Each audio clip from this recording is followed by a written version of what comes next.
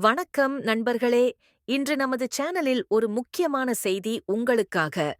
தமிழ் சினிமாவின் பிரபல நடிகர் சத்யராஜ் மகள் திவ்யா சத்யராஜ் சமீபத்தில் ஒரு பேட்டியில் தமிழக வெற்றிக் கழக தலைவர் தளபதி விஜய் குறித்து பரபரப்பான கருத்துக்களை தெரிவித்துள்ளார். விஜய் அண்ணா, இதுவரை மக்கள் பணி செய்து நான் பார்த்ததே இல்லையென பிரபல நடிகர் சத்யராஜ் மகள் திவ்யா சத்யராஜ் பேட்டி அளித்திருப்பது பரபரப்பை ஏற்படுத்தியுள்ளது. தமிழ் சினிமாவின் முக்கிய நடிகர்களில் ஒருவரான சத்யராஜ் மகள் திவ்யா சத்யராஜ் ஊட்டச்சத்து நிபுணர் என்பதும், இவர் சமீபத்தில்தான் திராவிட முன்னேற்றக் கழகத்தில் தன்னை இணைத்துக் கொண்டார் என்பதும் தெரிந்தது.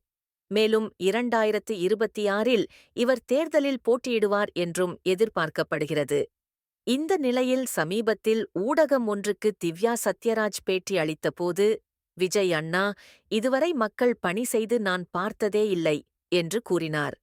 1991ஆம் ஆண்டு பூவே உனக்காக படம் ரிலீஸான போதே விஜய் மிகப்பெரிய வெற்றியை கண்டவர்.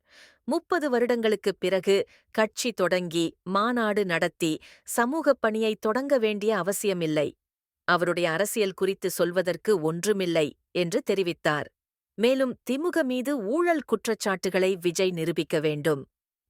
பொதுவாக அவர் கூறினார் என்றால் அது வெறும் அவதூறு மட்டுமே என்றும் தெரிவித்துள்ளார்.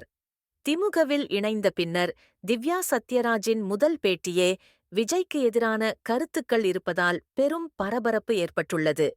இந்த வீடியோ உங்களுக்கு பிடித்திருந்தால் லைக் செய்யவும், உங்கள் கருத்துக்களை கீழே பகிரவும், மேலும் தகவல்களுக்கு எங்கள் தமிழ் சினிமா நியூஸ் சேனலை சப்ஸ்கிரைப் செய்யவும் மறக்காதீர்கள். நன்றி.